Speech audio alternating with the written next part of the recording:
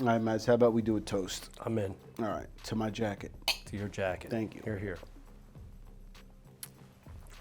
Mads, if I said to you, New World cigars versus Old World cigars, what does that mean to you? Well, to me, when you say old world cigars, I think of Cuba.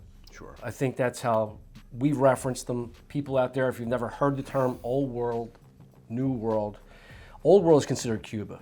You know, premium cigars originated, obviously the most infamous place in the world was Cuba, right? Worldwide. Right. Until, you know, the early 60s, obviously banned. Sure. You know, the U.S., we don't trade with Cuba. We haven't traded with Cuba since they passed the embargo. But when people refer to old world cigars, to me, it just means Cuba. Now, new world cigars are everything that followed after that. I mean, from anywhere else in the world, whether it's Nicaragua, Dominican Republic, Honduras, anywhere else. Even back in the day, they made cigars in the Canary Islands at first when they left Cuba. Tried all different environments and obviously terrain. Right. To experiment with premium tobacco for cigars. So when you hear New World, you know it's outside of Cuba. Old World is Cuba. You know, and like in wine terms, when people say Old World wine, they mean it's from Europe, Sure. usually French, Italian wine. Yeah, Bordeaux. When they say New World, it's usually everywhere else. You know, Sure. California, New Zealand, Australia. yeah, anywhere else, right? Right. So that's the same similar concept when it comes to cigars. You know, what we're going to be enjoying in a moment today, and I can't wait, is AJ Fernandez New World selection. So, in my opinion, this is like AJ's offering, because he's from Cuban lineage, right? So he comes from the old world of cigars. I think this is his offering for the New World cigars. Like, it's his version of what the New World has to offer. Yep. From different country blends, different wrapper varieties. The way they hit the palate are different. So I love the concept, like how he came up with that name. Just really, it's a simple name, but it really makes you think. Sure. And I love his blends. I think he does a phenomenal job of blending tobacco. You know, he comes out of Nicaragua. His factory's in Nicaragua and Esteli. But what he does with this portfolio of New World cigars, they're all just a little bit different, and they're all like exceptional blends, in my opinion. Yeah, I'm definitely a big fan of you know, what he has to offer. So today we're going to do the New World, like you said. We have the whole portfolio of New Worlds here, from the Connecticut, the original New World. You have the Puro Especial, Cameroon and Dorado. So, you know, a lot to offer. Can't wait to try them. So now, Foch, comes the hard part. Now you have to choose one to smoke. And considering you just got back from safari and you made it out alive, I'm going to let you go first. You ready? I'm ready. Choose your weapon. All right, let's do it. All right.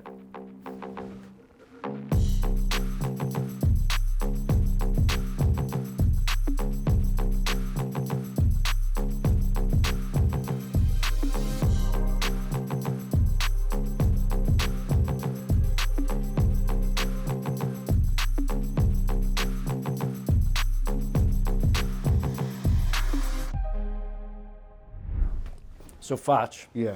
you chose first. What did you go with? I went with the New World Puro Especial. Nice. I went with the Dorado. Two good choices. All great choices, but you know, we have to, I guess, figure out like, what we smoked the most of in the portfolio. And I have to say, since the Dorado, which is the newest of the New World selections, was introduced, I've definitely been smoking it more than the other ones, even though I do smoke them. The one you're smoking, it's funny, the Puro Especial, in my opinion, I think that's like overlooked in that New World portfolio. I think that's like, if there's a sleeper in the New World, that's it. And I have to say, even me personally, I skip right over it at times because if I want something mild to medium, I go with the Connecticut. You know, I overlook that blend. Yeah, this cigar's got a lot of character. It does, and I smoked one the other day, and it was absolutely outstanding. I forgot how good that cigar was, but I have to say, I overlook it. I think maybe people out there, maybe they're not familiar with it. Yeah. But the Puro Especial is a phenomenal blend. Yeah, I agree. I mean, I think people definitely overlook the cigar, especially, you know, when I take them over to the line in the store. Right.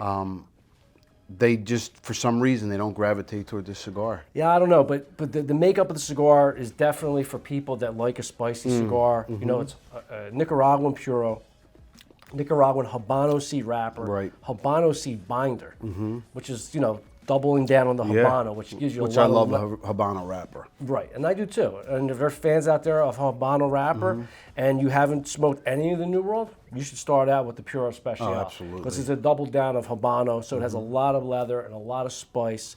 What do you say, medium to full? I mean, I think it's full. I mean, I would definitely put it more fuller bodied. I would put it up there with the Dorado. Yeah, yeah, and then the Dorado is also a Nicaraguan Puro. Interesting, it has, if you look at the wrapper compared to your Puro Special, we could show people out there. It's a little lighter. Dorado means gold in Spanish. Sure. So it has this kind of golden hue to it. So it comes from the same seed variety of Habano, the wrapper. Probably a little lower priming, give it that reddish color, right? That, kind of golden color. But the binder is Criollo, and it's Nicaraguan fillers. So, for people out there that maybe don't know, when you change seed varieties, that changes tobacco in the first place, right? And then when you talk about growing regions, that changes the dynamic of the tobacco on the second level. Then you change primings, right? From the bottom of the plant, the middle of the plant, the top of the plant.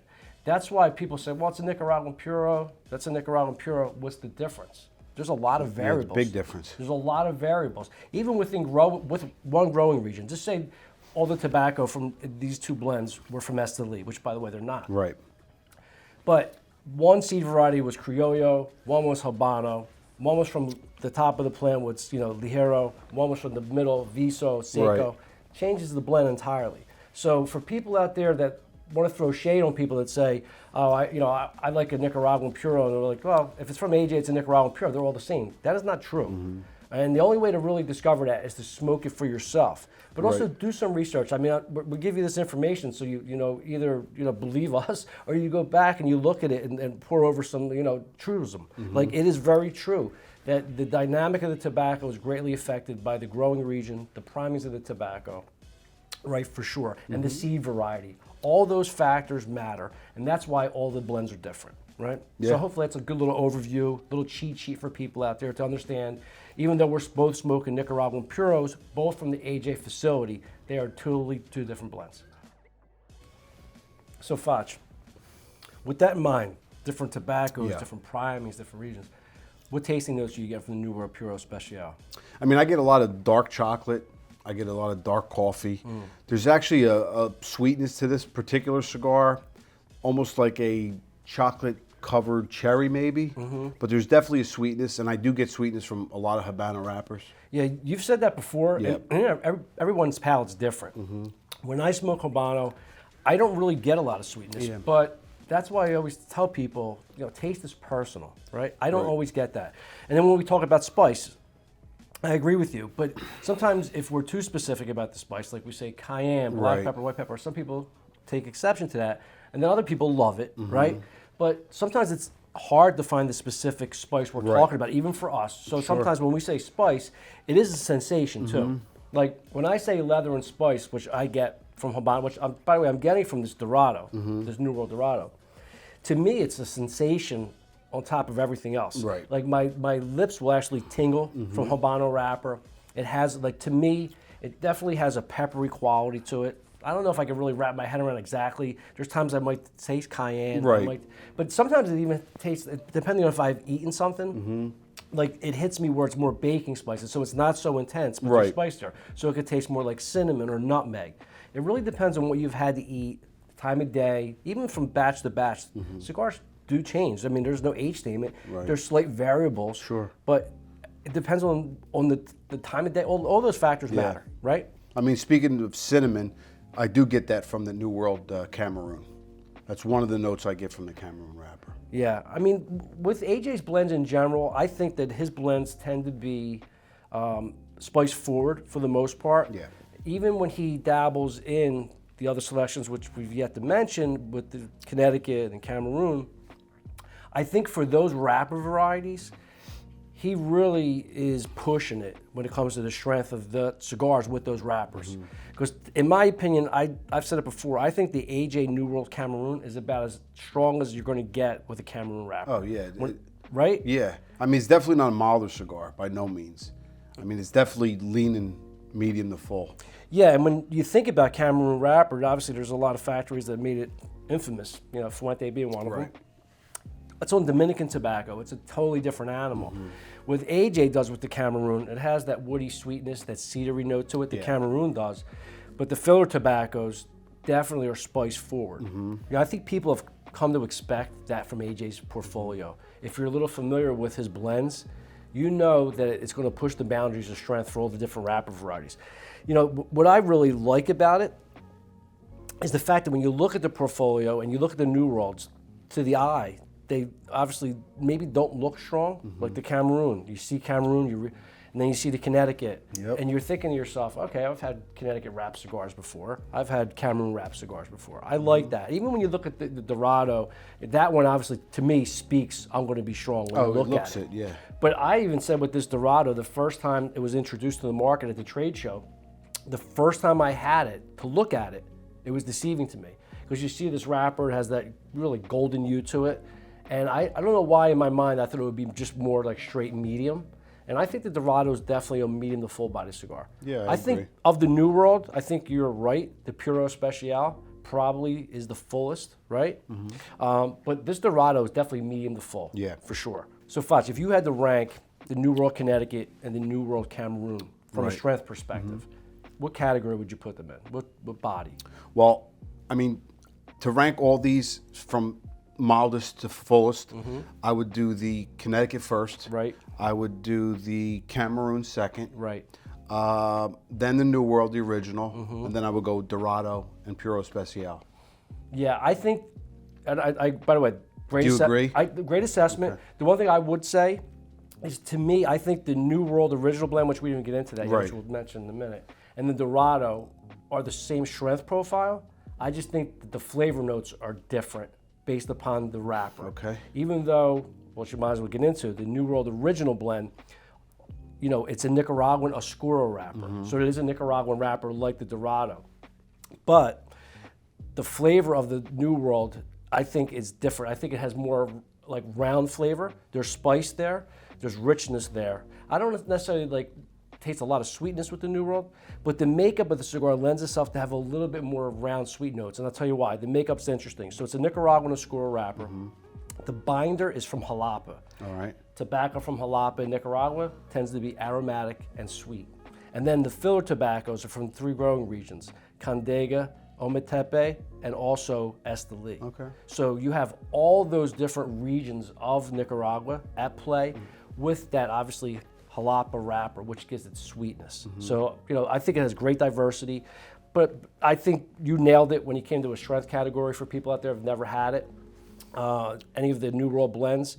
But I just think Dorado and the New World original. And I have to say, in your estimation, what do you think is the most popular of the New World out there on the market? What did you say? The original. The original, right? The original is the king of the castle. Yeah, it definitely sells more than the rest of his New World blends. Well, first of all, it was the first one. Yeah. Right? And, you know, the original is hard to obviously beat and upstage. But also, you know, it's great value and it's great quality. Sure. For sure. But when people come in, they say, you have the New World by AJ. I pretty much know they're talking about this. The original, because if they get specific, then obviously, you know, it's a little different. Yeah. But most times when people just come in and just say, you have the New World by AJ, they're talking about the original blend. Yeah, I agree. Yep. But a great cigar, beautiful wrapper, really dark, oily wrapper. But I love the fact that AJ uses all the different growing regions. Even though he did a Nicaraguan Puro with the original, how he uses all those different growing regions to really influence the blend. Yep. You know, and seed varieties are important too. But I think he does an outstanding job at all his blends, and they're all different. So if you think you smoked one New World before and you got the whole story, you don't have the whole story. Right. Because in reality, they're all very different cigars. Yeah. I mean, there's definitely one for everybody out there, whether or not you want something milder and spicier or something rich and powerful. So Yeah. there's definitely something for everybody. Absolutely. I mean, even though as we talked about the New World Connecticut, as Connecticut's go, it definitely has a little bit more pop to it than the average Connecticut, but it's still an approachable cigar for most people. I just think it starts at medium, where you see most Connecticut wrapped cigars start at mild to medium. Right. So I think that's where the difference lies. But there is something for everyone there when it comes to flavor profiles and wrapper varieties and seed varieties, and obviously terrain, like what region it comes from in Nicaragua. And I love the little accent tobacco that he throws some Brazilian tobacco in that Connecticut. Because that's an accent tobacco you don't see used a lot. You know, you see it used in wrappers. Right. But as a filler tobacco, I think that's like a nice secret ingredient that he just throws in there. And it's not so secret. He makes it public. You know, some factories might not make it public. Yeah, it definitely kicks the blend up a little bit more. Yeah, because like as you're tasting it, you're like, why does this taste different from all the Connecticut's I've had from Nicaragua? What's the difference? Like there's a component in that cigar that's changing it. And that's sometimes it's just an accent tobacco from a different country that you haven't had the tobacco before, right? Yeah. So, but phenomenal portfolio. You know, he's got the Bellis Artis out there. We talked about the Enclave. Diaz de Gloria. Diaz de Gloria. All excellent choices. Yep. But when we're talking about just the New World today, just if there was the New World just existed on its own, it would be still a very like thorough portfolio. Sure. All right, bring something to the table for everybody. By the way, we might as well mention we're having a little drink today. We chose bourbon today, right? And to me, when I think of AJ's portfolio, I think it's very bourbon friendly because it has bold, rich, spicy flavors. And I think bourbon really stands up to it, and complements it. And then, again, if you're not a bourbon fan, you could try it with different spirits. Yeah. But when I think of AJ New World, I think of bourbon. Yep. So for everybody's out there wondering what we're sipping on, we're just sipping on a little bourbon today. Yep. I think it really complements his portfolio really well. The New World, bourbon, perfect. I agree. All right, time to say goodbye. Yep. So I want to thank you all for joining us. Hopefully you enjoyed the video. But before we depart, make sure you hit that like button. Smash the subscribe button, And and we'll we'll see you here next time. Salud, my boy. Salute. Cheers.